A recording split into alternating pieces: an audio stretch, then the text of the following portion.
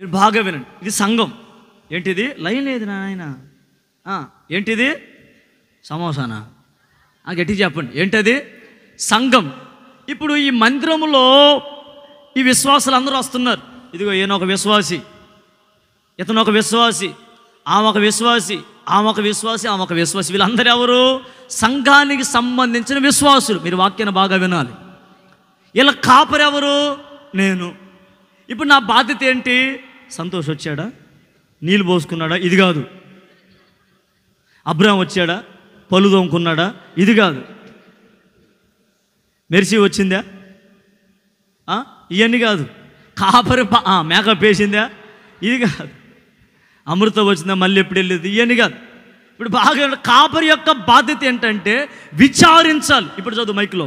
అక్కడ సంఘంలో కొన్ని రకాల స్వభావాలు కలిగిన వాళ్ళు ఉన్నారంట. ఒకటి, బలహీనమైన వారు. కనబడుతున్నాడు సంతోష్ మీకు? కొంచెం అటు జరగండి, కిందకి దిమ్మిట్టు నువ్వు. అది కొంచెం కనపడుతున్నాడా? నన్న వీడియోలు కలిదిప్పు. ఇప్పుడు కనపడుతున్నాడు. నెంబర్ 1 ఎవరు? గట్టి చెప్పాలి. బలహీనులు అని చెప్పండి. అమ్మా, సంఘములో ఉండేవాళ్ళు ఎవరంటే కొంతమంది, అందరూ బలవంతులు ఉండరు. ఎవరుంటారు? బలహీనులు. అయ్యా, బలహీనులు ఎలా ఉంటారు? యాక్షన్ చేయాలి ఇప్పుడు నువ్వు.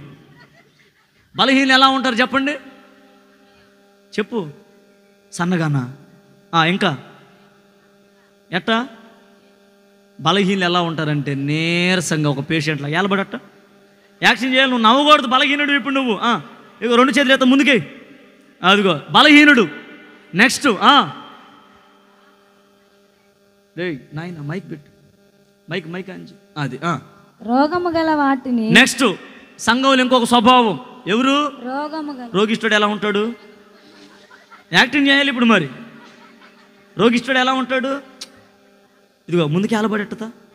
అదిగో అంతే ఉండు. లేక మాకు నువ్వు నవ్వకూడదు. బలవంతుడు కాదు, ఇప్పుడు బలహీనుడివి.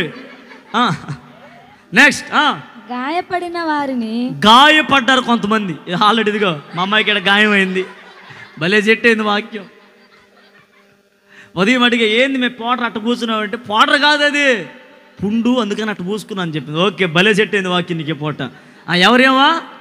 గాయపడింది. నెక్స్ట్, గాయం అట్టే కనపడవాలి వాళ్ళకి. నెక్స్ట్, వాటిని ఏమన్నా తోలేశారంటే ఎత్తనప్పటి నుంచి. ఎక్కడి నుంచి సెట్ అయితే మరి అట్లా వాక్యం. తోలేసేసారు, తోలివేయబడింది. తప్పిపోయిన వాటిని. హైదరాబాద్ నుంచి తప్పిపోయి వచ్చింది. తప్పిపోయారు. వీళ్ళందరూ ఎక్కడున్నారు? నువ్వు రోగిష్ఠుడు అట్టే ఉండు. వీళ్ళు 5గురు ఎక్కడున్నారు? గట్టిగా చెప్పండి. అమ్మా, మనకు మందిరం అంటే ఏం గుర్తుకొచ్చిందంటే, మందిరంలో ఆనందం, సంతోషం. అబ్బా, మందిరానికి ఏమనుకుంటాం? ఎంతమంది విశ్వాసులు ఉండగా మాలాంటి వాళ్ళు ఏమనుకుంటారంటే, అబ్బా మా విశ్వాసానికి తిరిగే లేదు అన్నట్టుగా మేము అనుకుంటాం. కానీ తెలియకుండా విశ్వాసులో ఎన్నో శ్రమలు అనుభవించే వాళ్ళు ఉన్నారు. తెలియకుండా ఎంతోమంది విశ్వాసుల్లో ఎన్నో ఇబ్బందులు పాలైపోతూ ఎన్నో నష్టాలు అనుభవిస్తున్నారు కూడా లేకపోలేదు, ఉన్నారు. వీళ్ళందరి గురించి విచారించవలసిన బాధ్యత ఎవరిదంటే, కాపరిగా పిలిపించబడవలసినటువంటి దైవజనుడిది మాత్రమే. ఒక కాపరి తన మందల గురించి ఏం చేయాలి? విచారించాలి. అంటే ఇక్కడ చూడండి, సంఘములో బలహీనులు ఉన్నారు.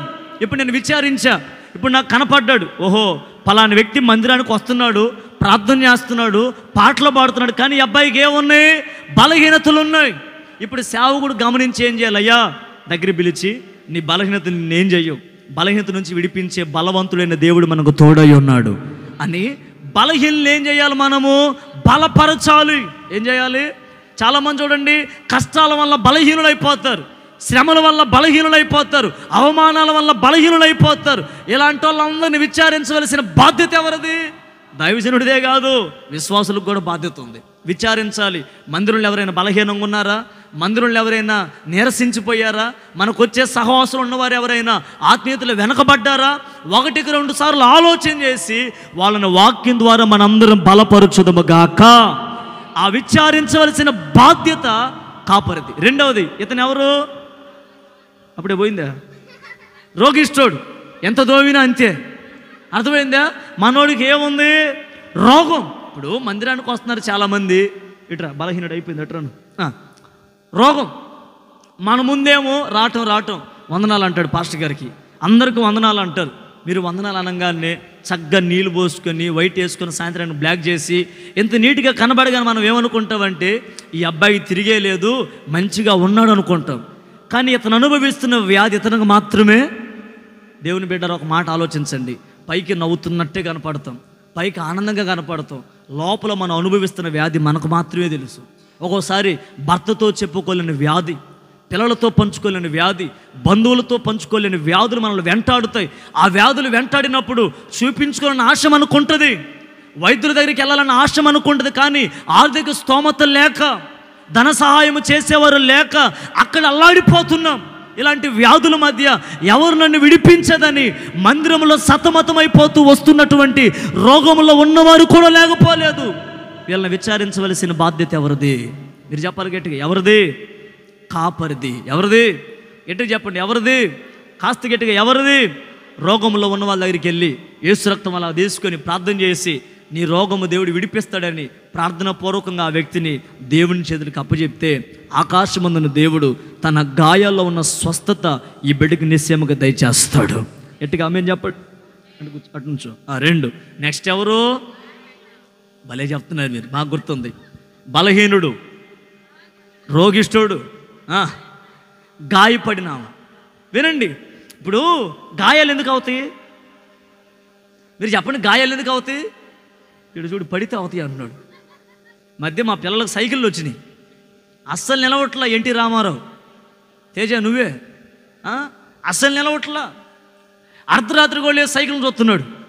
ఏంటి, కొత్త సైకిల్ కదా, అందుకని అన్నమాట. హల్లెలూయా చెప్పండి గట్టిగా, హుషారుగా చెప్పండి. ఇక్కడ మందిరంలో చూడండి, ఇట్లా తల ఇట్లా కప్పుకుంటే అమ్మ స్త్రీలకి ప్రాధాన్యత ముసుకే. ఏమన్నాను కదా, ముందుకేసి బొనుకునేరు కాక ఎంతలో ఉండాలో మరి అంతే. నువ్వే ఏమన్నావు నా అంతను ముందుకేసి నిద్రపోయావు అనుకో, డబల్ లెక్క నువ్వు అప్పచెప్పాలి రేపు, జాగ్రత్త. గట్టిగా లేదు చెప్పండి. ఇదిగో మెరిసే ఉంది, ఇట్లే ఉండు. మీకు గాయం కనపడుతుందా? కనపడుతుందా? కాస్త అట్లాను, అదిగో ఏం కనపడుతుంది? మందిరానికి వచ్చేటప్పుడు నా గాయం అందరికీ తెలిస్తే బాగుండదని చెప్పేసి కవరపు చేస్తూ ఉంటాం.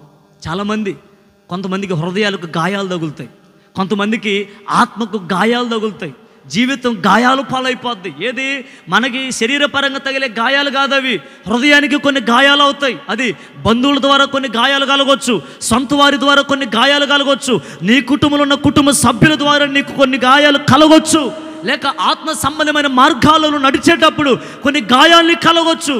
ఆ గాయాలని కనబడకుండా మనమే గాయాలు అనుభవిస్తూ అలాగా ముసుగు కప్పుకొని అలాగ ఉన్నామనుకోండి, సేవకుని యొక్క బాధ్యత ఏంటంటే విశ్వాసులు కలిగిన గాయాలు కూడా విచారించవలసిన బాధ్యత ఎవరిదంటే కాపరిది. ఎవరిది? ఇప్పుడు ఆ గాయాలన్నీ అమ్మా దేవుడు మనకు తోడై ఉన్నాడు, ఆయన మంచి సమరయుడు, ఆయన మన గాయాలు కడతాడు, దేవుడు మంచి ఆరోగ్యం ఇస్తాడు. ఆమేన్. అటుపో. నెక్స్ట్ అంతేనా? తోలివేయబడిన వాళ్ళు. వినండి, అంటే ఎక్కడి నుంచి ఎక్కడికి తోలేశారు? ఎక్కడి నుంచి? మా సంత బాగుందా? హల్లెలూయా గట్టి చెప్పండి, చేతులు పైకి, హల్లెలూయా అన్నట్టు కిసిమిసి సెలవులు ఎప్పుడు?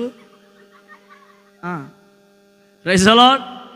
సంఘంలో, మందిరంలో బలహీనులు, రోగులు, గాయపడిన వాళ్ళు, బాగా వినాలి. నెక్స్ట్ తోలివేయబడిన వాళ్ళు. ఇప్పుడు కొన్ని సందర్భాల్లో వివాహమైన తర్వాత కుటుంబ యజమాని జీవితంలో భార్య చాలా సులువుగా మార్చబడుతుంది. లోతుగా వినండి మాట మీరు.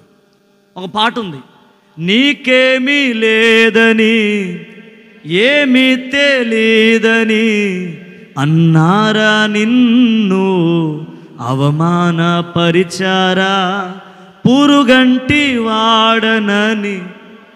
చక్కటి పాట, కన్నీరేలమ్మా. ఒక ఆడపిల్లను గురించిన పాట అది. మీరు ఇంటికి వెళ్ళి వినండి, ఫోన్లు ఉంటే. ఫోన్ లేక ఎవరున్నారులే, ఫోన్లు ఉంటే వినండి. కన్నీరేలమ్మ అనే పాట. ఒక స్త్రీ వివాహమయ్యే కుటుంబంలో చేర్చబడిన తర్వాత ఆమె ఏమి తీసుకొని రాలేదని, ఆమె ఆస్తి తీసుకొని రాలేదని, ఆమెకు ఒక పేరు లేదని, ఆమెకు ఒక బంధుత్వం లేదని ఇంట్లో ఉన్న యజమాని తృణీకరించి మాట్లాడుతున్నాడంట అమ్మాయిని. అని అంటాడు, నీలాంటిది మా ఇంట్లో ఉన్నా ఒకటే, తోలు వేస్తున్నారంటే. ఈ రోజున చాలామంది చూడండి, భార్యాభర్తల మధ్య సమాధానం లేదు, భార్యాభర్తల మధ్య ఐక్యత లేదు, భార్యాభర్తల మధ్య సఖ్యత, సంతోషము, సమాధానము కరువైపోయింది. ఎందుకో ప్రభు చెప్పమంటున్నారు, ఈ మాటలు చెప్తున్నాను.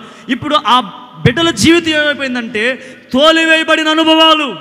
నేరుగా ఎలా వస్తాం, అడుగుతారు ప్రజలమ్మ ఎలా ఉంది కాపురం, ఎట్లా ఉందమ్మ కాపురము, అక్కడ గొడవలే, ఏడకొస్తే ఎక్కడ, ఏమో నా జీవితం అంత ఎవరితో చెప్పుకోలేని తోలివేయబడిన పరిస్థితుల్లో అటు వెళ్ళిన బాధే, ఇటు వెళ్ళిన బాధే, ఎవరితో చెప్పుకోలేక లోలోపల అల్లాడిపోతూ ఏడుస్తూ ఉన్న అనుభవం ఈ స్త్రీది. అక్కడ రాయబడిన మాట, దేవుడట మందని ఎలా నడిపిస్తాడంటే తోలివేయబడిన వాళ్ళ పక్షాన కృప చూపించి మరలా ఏ మందులో నుంచి తోలివేయబడిందో అదే మందులోకి సురక్షితంగా చేర్చబోతున్నాడు ఆయన.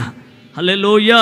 ఇట్రా నెక్స్ట్ ఆఖరికి ఎవరు, గట్టిగా చెప్పండి, ఎవరు గట్టిగా చెప్పండి. బలహీనులు, రోగులు, గాయపడిన వాళ్ళు, తోలివేయబడిన వాళ్ళు. ఇప్పుడు ఆఖరి మాట ఎవరు, తప్పిపోయిన వాళ్ళు. అంటే వీళ్ళు ప్రారంభంలో బాగున్నారు, ఒక మార్గంలో ఉన్నారు, కానీ తప్పిపోయారు. మందిరంలో చూడండి చాలామంది కూడా బాప్తీసం పొందినప్పుడు ఒక మార్గంలో బలే వస్తాం.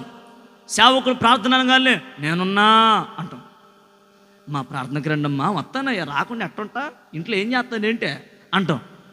అమ్మ ఈరోజు ఉపవాస ప్రార్థన, నువ్వు చెప్పే పాస్టర్ గారు మాకేంద్ర ఉపవాస ప్రార్థన అని వస్తాం. సరిగ్గా కొన్ని నెలలు అయిపోనివ్వండి, ఏమండి నేనైనా కూడా మీరైనా కూడా ప్రార్థనలో వెనకబడతాం, పాటల్లో వెనకబడతాం, ఆరాధనలో వెనకబడతాం, పరిచర్యకి వెనకబడతాం. అంటే ఇప్పుడు ఎక్కడో మనం ఏమైపోయాము, తప్పిపోయాం.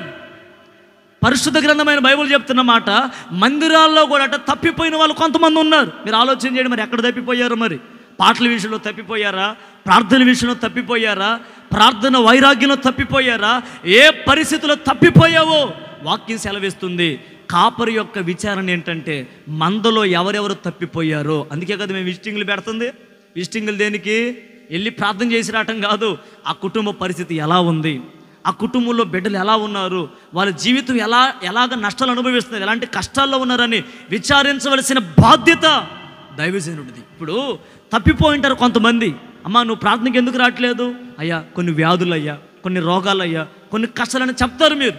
ఇప్పుడు మా బాధ్యత ఏంటంటే ఎవరెవరు తప్పిపోయారో, ఎవరెవరు వాక్యానికి దూరం అయిపోయారో వారిని అందరిని మరలా సమకూర్చి ఎక్కడ నుంచి తప్పిపోయారో మరలా అదే మందికి సురక్షితంగా చేర్చవలసిన బాధ్యత సేవకుడిది మాత్రమే. ఇప్పుడు వినండి, ఇట్రా 5గురు ఉన్నారు, మీరు టక సమాధానం చెప్పండి. ఎవరు?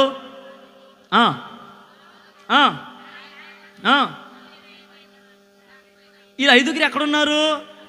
వీళ్ళు పట్టుకుంది బైబిలే, వీళ్ళు ఆరాధిస్తుంది ఆయన్నే, వీళ్ళు బాప్తీసం పొందిన వాళ్ళే, దేవుని కొరకు నడవాలని తీర్మానించుకున్న వారే. కానీ ఈ 5 లోపాలు కలిగి మందిరానికి వస్తున్నారు. వీళ్ళు ఉన్న లోపాలు వీళ్ళకు తప్ప ఇంకొకరికి తెలియదు. కానీ అద్భుతమైన మాట, వీళ్ళలో ఉన్న లోపాలు వీళ్ళతో పాటు ఎవరికి తెలియపోయినా దైవజనుడికి ఖచ్చితంగా తెలియాలి. హల్లెలూయా. అమ్మ బాగా వినండి, మీ లోపాలు సరిచేసే ఆ కృప దేవుడు దైవజనుడికి ఇస్తాడు. హల్లెలూయా. చెప్పండి గట్టిగా, హల్లెలూయా. కనుక నేను ఒక మాట చెప్పాలనుకుంటున్నాను. మందలో ఉన్న మీరు ఎక్కడ బలహీనులైపోయారు, ఎక్కడ రోగాలతో ఉన్నారు, ఎక్కడ గాయపరచబడ్డారు, ఎక్కడ తోలివేయబడ్డారు, ఎక్కడ తప్పిపోయారో ఇప్పుడు ఆలోచించేయండి. మాలాంటి సేవకులు దేవుడు నమ్మకంగా ఎంచుకొని వీళ్ళందరినీ విచారించండి రా బాబు అని మమ్మల్ని ఎన్నుకుంటే మాకు కాస్త వావురు ఎక్కువైపోయి, మాకు కాస్త హెచ్చులు ఎక్కువైపోయి, అమ్మ అందరితో చెప్తున్న పాస్టర్లందరినీ కలిపి మాకు కాస్త బడాయితనం ఎక్కువైపోయి, వైట్ అండ్ వైట్ ఒళ్ళు మీదకి రాగానే ఇక బ్లాక్ అయిపోయింది జీవితం అంతా. అయిపోయింది. ఎంత కట్ట కానుక చేతికి రాగానే ఇక విశ్వాసుల గురించి ప్రార్థన చేయటం లేదు, వాళ్ళ గురించి మోకరించడం లేదు, బలహీనని బలపరచడం లేదు, కృంగిన వారు లేవనెత్తటం కూడా. ఇప్పుడు దేవుడు బాధపడి మాలాంటి వాళ్ళని శిక్షించి ఏం చేస్తాడంటే, మీరు ఎవరొద్దురా, నా మందును నేనే కాపాడుకుంటానని చెప్తూ మంద వలె మనల్ని నెలలో దేవుడు కాపాడబోతున్నాడు.